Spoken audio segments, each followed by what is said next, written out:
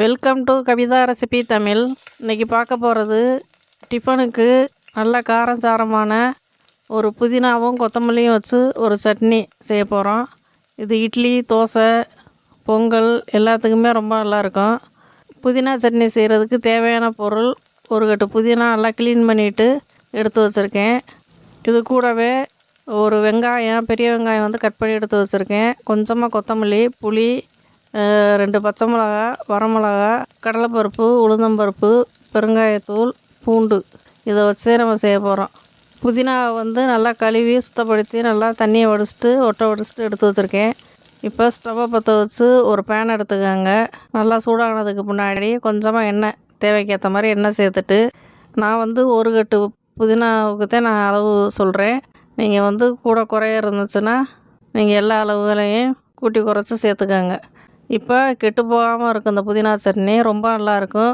நீங்கள் வந்து 2 நாளைக்கு கூட வச்சு சாப்பிட்லாம், அந்தளவுக்கு இருக்கும். தண்ணி ஊற்றாமல் நீங்கள் இந்த மாதிரி அரைச்சி சாப்பிட்றப்ப ரொம்ப நல்லாயிருக்கும்.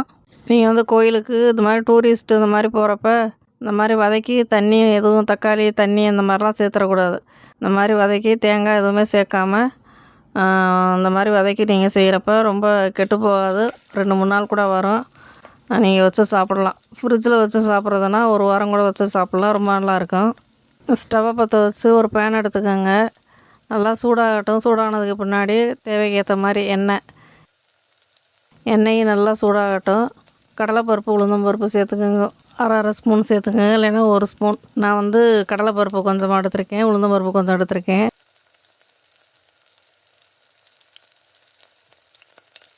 கைப்பக்குவத்தில் தான் எடுத்து சேர்த்துருக்கேன். நல்லா பொன்னிறமாக வரட்டும்.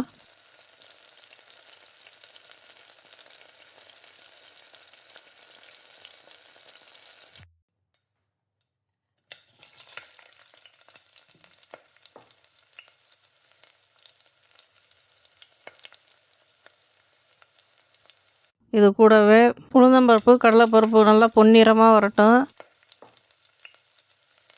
வரமிளகா 2 சேர்த்து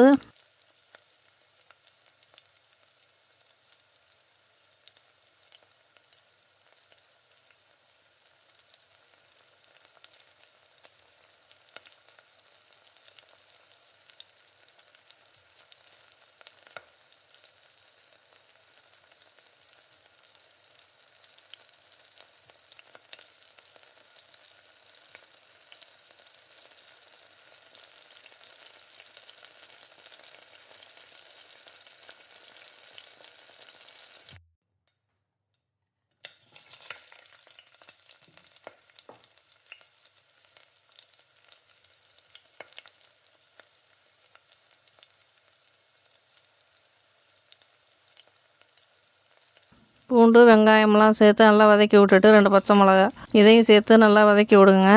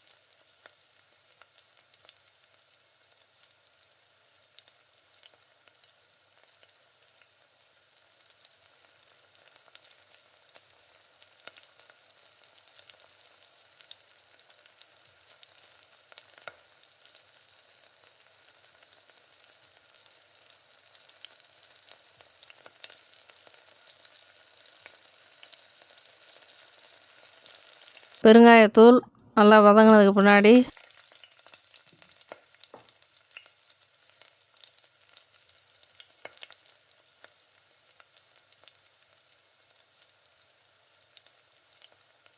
பெருங்காயத்தூள் போட்டு நல்லா வதக்கிக்கோங்க. கொத்தமல்லி இலை,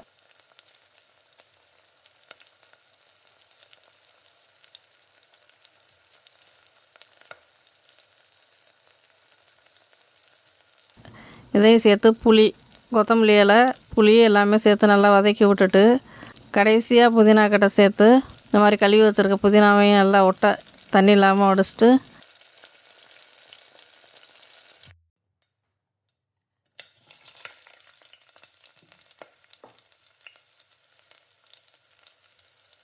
இது கூட சேர்த்து கல் உப்பு இது கூட சேர்த்து நல்லா வதக்கிக்கோங்க.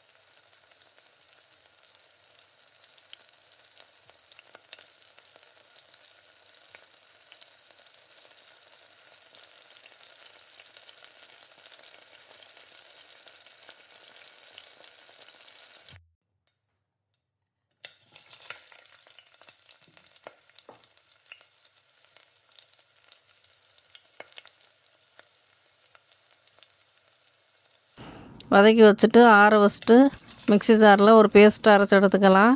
தண்ணி இல்லாமல் நீங்கள் அரைச்சி எடுத்துக்கோங்க. நான் வந்து கொஞ்சம் தண்ணி மிக்ஸி ஜாரை கழுவிட்டு தண்ணி சேர்த்து நான் தாளிப்பு கொடுப்பேன். இது வந்து உடனே நாங்கள் சாப்பிட்டு காலி பண்ணிடுவோம்.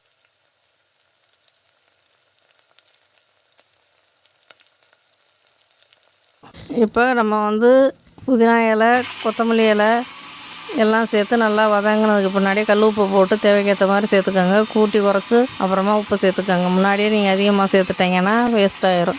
அதிகமாகிருச்சுன்னா கம்மியாக இருந்தால் கூட நீங்கள் இடையில சேர்த்துக்கலாம். நல்லா வதக்கி விட்டு நம்ம இப்போ தட்டில் மாற்றி ஆற வச்சுக்கலாம். மிக்ஸி ஜாரில் வந்து ஒரு பேஸ்ட்டு அரைச்சி எடுத்துக்கலாம். இப்போ நல்லா ஆறுனதுக்கு பின்னாடி மிக்ஸி ஜாரில் நம்ம அரைச்சி எடுத்துக்கலாம். இப்போ ஆறிடுச்சு. இந்த ஜாரில் போட்டு ஒரு நல்லா பேஸ்ட்டாக அரைச்சி எடுத்துக்கோங்க. நான் வந்து தண்ணி சேர்த்து நல்லா கழுவி ஊற்றிட்டு ஒரு தாளிப்பு கொடுக்க போகிறேன்.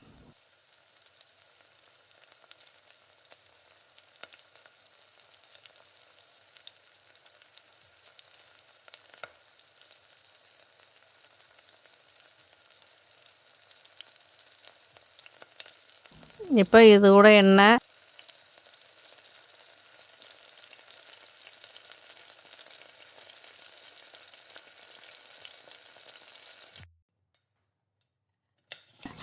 கடுகு,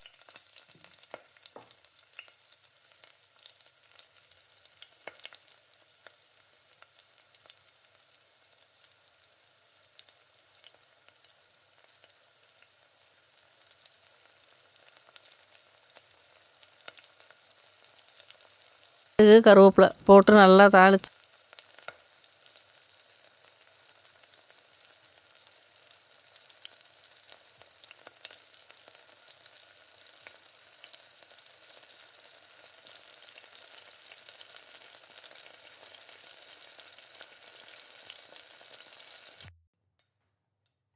இது கூட சேர்த்து நல்லா கலந்து விட்டு ஸ்டவ்வை ஆஃப் பண்ணிவிட்டேன். ஒரு டிஃபனுக்கு நல்ல ஒரு புதினா சட்னி, நல்லா காரசாரமான ஒரு புதினா சட்னி ஹோட்டல் சுவையில் செஞ்சுருக்கோம். இப்போ வந்து இட்லி ஊற்ற போகிறேன். இட்லி குண்டாவில் நாங்கள் வந்து 1 கிலோ அரிசிக்கு 1/4 கிலோ உளுந்து பக்குவோம் இந்த மாதிரி அரைச்சி எடுத்து வச்சுருக்கேன். வெந்தயம் இந்த மாதிரி உளுந்து ஊற வைக்கிறப்ப வெந்தயம் சேர்த்து கொஞ்சம் தேவைக்கேற்ற மாதிரி சேர்த்து ஒரு 2 ஸ்பூனுக்கு சேர்த்து ஊற வச்சு நல்லா அரைச்சி எடுத்து வச்சுருக்கேன். இப்போ வந்து இட்லி குண்டாவில் நல்லா தண்ணி சூடானதுக்கு முன்னாடி இட்லி தட்டில் துணி இல்லைன்னா எண்ணெயை தடவிட்டு இந்த மாதிரி ஊற்றி எடுத்து வச்சுருக்கேன். இப்போ தண்ணியை தெளித்து இந்த இட்லி நல்லா வெந்துடுச்சு. இப்போ வந்து தட்டில் மாற்றிட்டு இப்போ இந்த புதினா சட்டி கூட இட்லி நல்லா வெந்துருச்சு. ஒரு 10 நிமிஷம் 15 நிமிஷத்துலேயே வெந்துருச்சு. இப்போ விரல வச்சு இந்த மாதிரி அழுத்தி பார்த்துட்டு நல்லா தண்ணி தெளித்து ஒரு தட்டில் நல்லா இந்த மாதிரி கவுத்து விட்டு இந்த மாதிரி துணியை எடுத்துட்டோம்னா நல்லா உடனே எடுத்துடலாம். எண்ணெய் தடவி நீங்கள் இட்லி ஊற்றுனீங்கன்னா ஒரு 5 நிமிஷம் ஆற விட்டுதான் ஸ்பூனில் எடுக்க முடியும், இல்லைன்னா ஒட்டிக்கிறோம். இப்போ இட்லியும் ரெடி ஆயிடுச்சு, சட்னியும் இட்லி ரெடி ஆயிடுச்சு. இந்த புதினா சட்னிக்கு ரொம்ப நல்லாயிருக்கும். இந்த இட்லியும் சட்னியும் வச்சு சாப்பிட்றப்ப தட்டே காலி ஆயிரும். அந்தளவுக்கு ரொம்ப சாஃப்டாக இருக்குது இட்லி, நல்லா மெதுன்னு. அந்த புதினா சட்னி இதுவும் சாப்பிட்றப்ப அந்தளவுக்கு பசங்க விருப்பப்பட்டு சாப்பிடுவாங்க. ஏன்னா நீங்கள் இந்த மாதிரி செஞ்சு கொடுங்க, கண்டிப்பாக சாப்பிடுங்க பிள்ளைங்க, உடம்புக்கும் நல்லது. இந்த வீடியோ பிடிச்சிருந்தா லைக் பண்ணி ஷேர் பண்ணுங்கள், மறக்காமல் சப்ஸ்கிரைப் பண்ணிடுங்க, கூடவே ஹைப் பண்ணிடுங்க.